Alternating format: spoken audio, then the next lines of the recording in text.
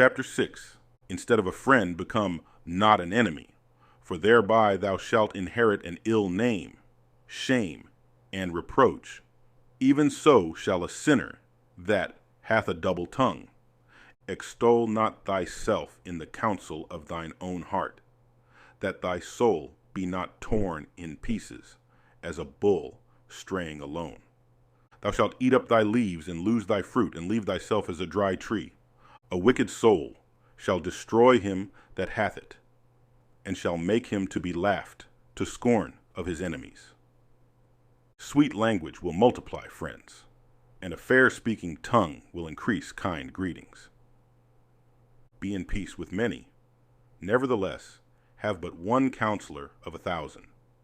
If thou wouldest get a friend, prove him first, and be not hasty to credit him. For some man is a friend for his own occasion, and will not abide in the day of thy trouble.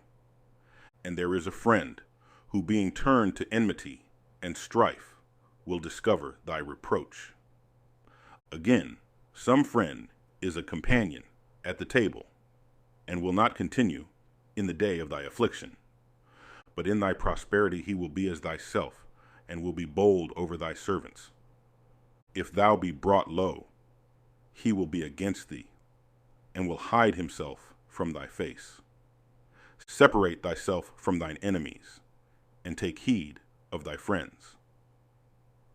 A faithful friend is a strong defense, and he that hath found such an one hath found a treasure. Nothing doth countervail a faithful friend, and his excellency is invaluable. A faithful friend is the medicine of life, and they that fear the Lord shall find him. Whoso feareth the Lord shall direct his friendship aright, for as he is, so shall his neighbor be also. My son, gather instruction from thy youth up, so shalt thou find wisdom till thine old age. Come unto her as one that ploweth and soweth, and wait for her good fruits.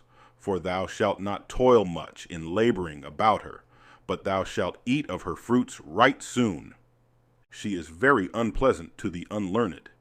He that is without understanding will not remain with her. She will lie upon him as a mighty stone of trial, and he will cast her from him ere it be long. For wisdom is according to her name, and she is not manifest unto many. Give ear, my son, receive my advice, and refuse not my counsel. And put thy feet into her fetters, and thy neck into her chain. Bow down thy shoulder, and bear her, and be not grieved with her bonds.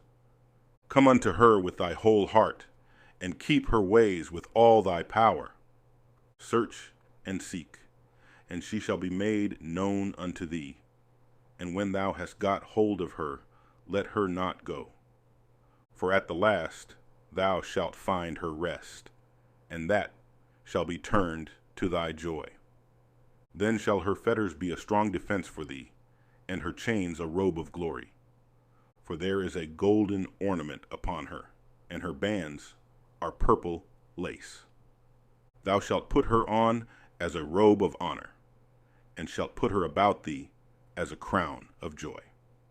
My son, if thou wilt, thou shalt be taught, and if thou wilt apply thy mind, thou shalt be prudent.